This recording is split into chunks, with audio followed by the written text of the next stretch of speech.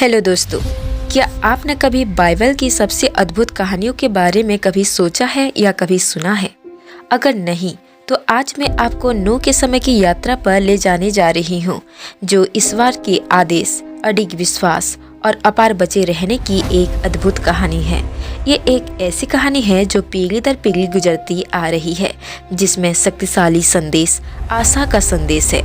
उससे पहले कि हम नूह की कहानी को शुरू करें, आप इस चैनल को सब्सक्राइब कर दें, लाइक करें ताकि आपको इस तरह की वीडियो मिल सके।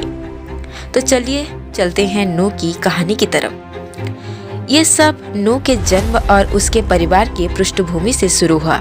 नूह एक ऐसी दुनिया में पैदा हुआ था जो दिन ब दिन भ्रष्ट होती जा रही थी।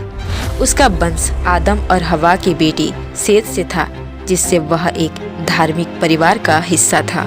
नूह एक ऐसा व्यक्ति था जो भगवान के राह पर चल रहा था, धार्मिकता का प्रचारक था, जो लोगों को आने वाली आपदा के बारे में चेतावनी दे रहा था, लेकिन उसके विश्वासों का लोग मजाक उड़ाया करते थे। एक दिन भगवान ने नूह को पास आए और दुनिया इतनी भ्रष्ट हो चुकी थी कि भगवान ने एक बाग लाने का निर्णय लिया था ताकि इसे शुद्ध किया जा सके। भगवान ने नूह को चुना क्योंकि वो अकेला धार्मिक व्यक्ति बचा था धरती पर।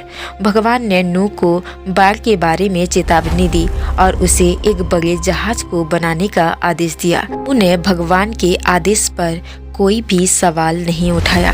वो जानता था कि यह उसकी विश्वास की परीक्षा थी। जहाज बनाने में भी कोई आसान काम नहीं था। नूह को अपने परिवार और शायद किसी दिव्य सहायता पर निर्भर रहना पड़ा।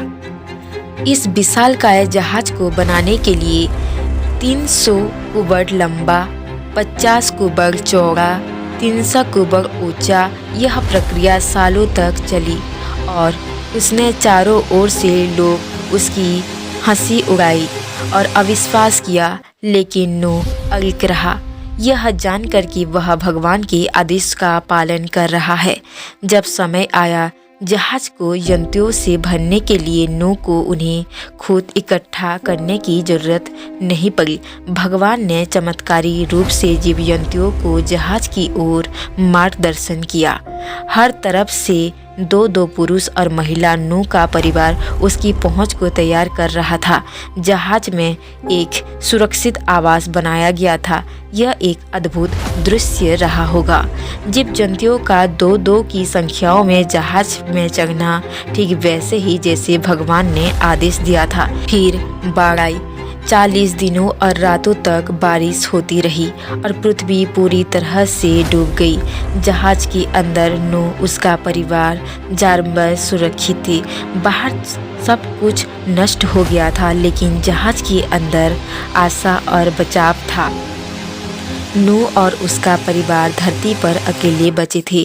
जहाज के अंदर से विनाश को देखते हुए बाढ़ के समाप्त होने के बाद जब पानी नीचे गया, तो नूह ने एक कौवा और फिर एक कबूतर को भूमि खोजने के लिए भेजा। कबूतर ओलिव की पत्ती लेकर लौट आया, जिससे बाढ़ के समाप्त होने का संकेत मिला। नूह के परिवार एक नवीनकृत दुनिया में उतरी। उसके लिए ये एक नई शुरुआत थी। भगवान ने नूह के साथ एक संकल्प किया, एक वादा किया कि वो दोबारा बाढ़ इस पृथ्वी पर ना लाए। और उनका संकल्प आसमान में इंद्रधनुष के रूप में आया। नूह की कहानी शक्तिशाली संदेश की याद दिलाने वाला, धार्मिकता, आज्ञाकारिता और मानवता के लिए भगवान के लिए प्रेम का। नूह की कहानी सिखाती है कि भगवान की योजनाओं पर विश्वास बनाए रखना चाहिए।